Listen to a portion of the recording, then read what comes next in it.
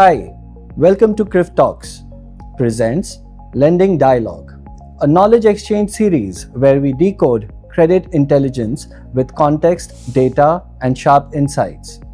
In this three-part conversation, we'll unpack the CRIF India Business Rank, or CIBR, a powerful tool designed to help banks and lenders assess business credit risk with greater granularity.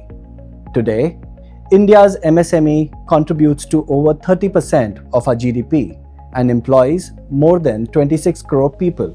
Yet, despite numerous reforms, the formal credit gap remains significant, estimated at over 30 lakh crores or $360 billion. As lenders look to scale this segment profitably, the question is not whether to lend, but how to lend better, what data to trust, what models to apply, how to formulate risk policies to assess disparate customer profiles. Joining me to unpack this is Ramkumar Gunasekharan, Director and Head of Sales at CRIF Imark. Hello Ram. Hello Vipul. To start with, despite an explosion in digital infrastructure and policy support, MSME lending continues to face a strategic bottleneck. Why do you think this credit gap persists? Hello Vipul, and I think you're absolutely right. The digital infrastructure in India for MSMEs has matured over a period of time, and it is at a stage which is really poised for growth. I would say the same as far as the policy support as well is concerned. But one need to understand the landscape of the MSMEs.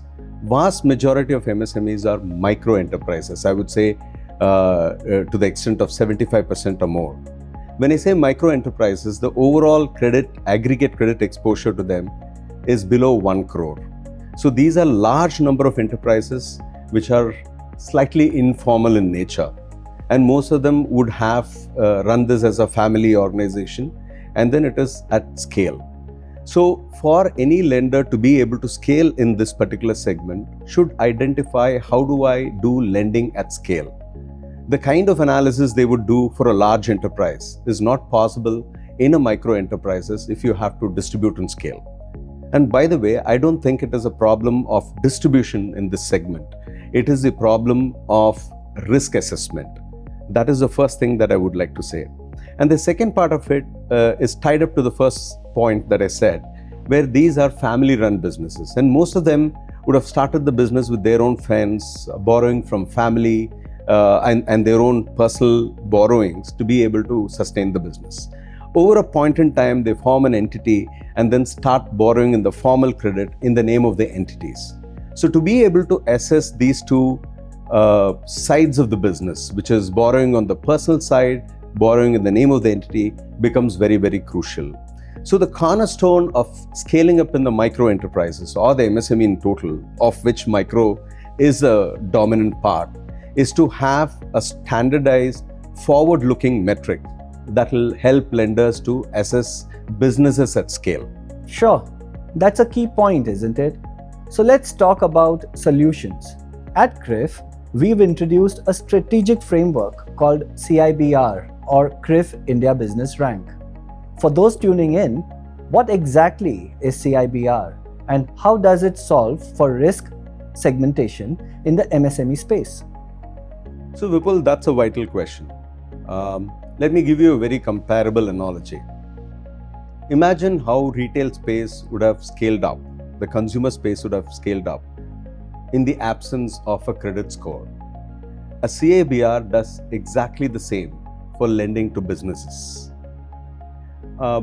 Like how you have the retail score of 300 to 900, CIBR also helps you to differentiate the customer's risk from a very low risk to a very high risk with a scale of 300 to 900, right? But in MSMEs, usually there is a system of ranking. So what we have done at CRIF is group these scores of 300 to 900 into 13 risk tranches, from a CIBR 1 to a CIBR 13. CIBR 1 is the best customer in terms of risk, and CIBR 13 is a customer with the highest risk. You're able to screen those customers who are walking in through the door with a lens of a CIBR, where you will be able to identify and risk rank customers who are very low risk, a medium risk, or a very, very high risk. This helps you to scale up your business by inviting a lot of applications and then risk ranking them upfront. This is at the stage of, let's say, prospecting.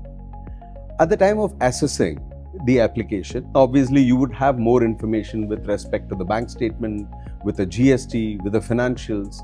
There, CIBR becomes a very vital, significant component as an overlay to the policy metrics that you have. Once you've onboarded that customer, you may want to monitor this customer on a periodic basis to see how the risk is building up. You may want to cross-sell, upsell to these customers. You may also want to put them on a watch if they're developing some signals of risk. CIBR allows you to do that by monitoring them constantly to see if the risk rank is becoming more riskier or less riskier.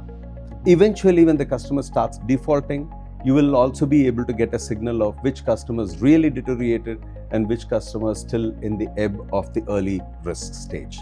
So as you would have figured this out, CIBR is a tool that can be used across the credit life cycle, starting from prospecting to collections and recovery. How is it different from traditional scorecards or traditional MSME lending frameworks? So Vipul, this is a question that I'm often confronted from lenders across the board. MSMEs come from different sectors, different industries, different geographies. How can there be one standard metric that can apprise MSMEs or enterprises across these businesses? The beauty of CIBR is there are multiple models that is running behind the hood of CIBR, and it is primarily a behavioral model. It looks at how the borrower in a particular industry is behaving. So it is possible to look at a bad customer or a risky customer from a sunrise industry and a really good customer, low-risk customer from an industry which is otherwise in troubled water, purely looking at how that particular borrower is behaving. So it is really agnostic to geographies, the sector that the customer is coming from. So that's something it makes it scalable to be applied across various geographies, sectors of the enterprises, right? The second one is we have 13 risk tranches, which is a little more than what you would generally find in MSME risk assessment.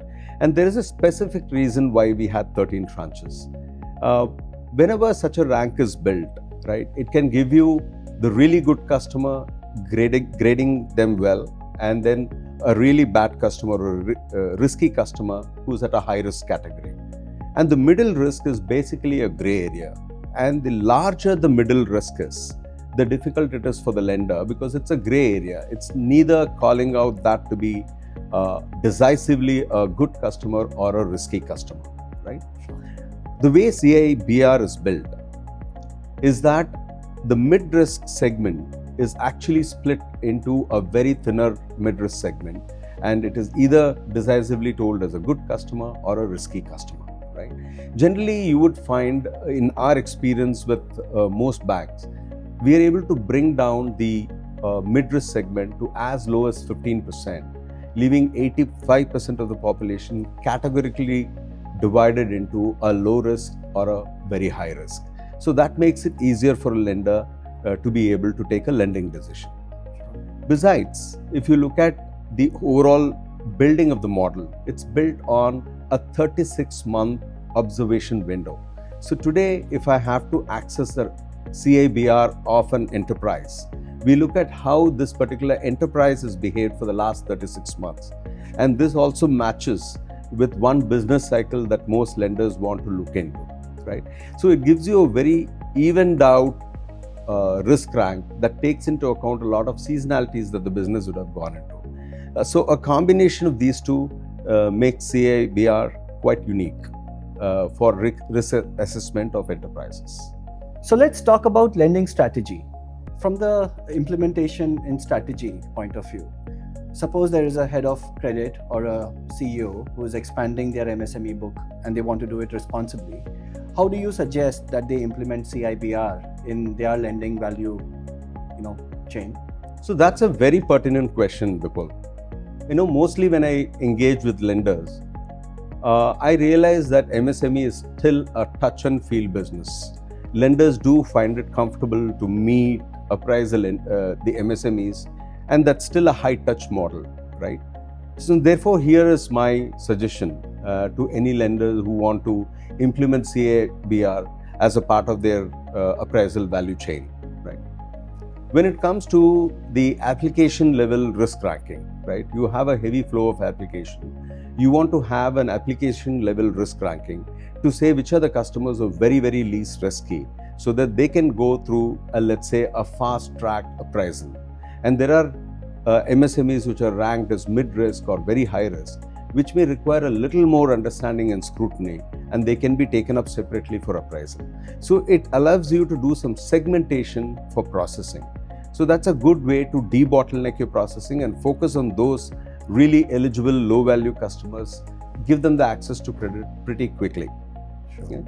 The second one layer is about appraisal. When at appraisal, we do understand there's a lot of rich information coming in from the bank statement, as I said earlier, from GST, from the personal discussions that they talk to the MSMEs, the management experience that they bring in.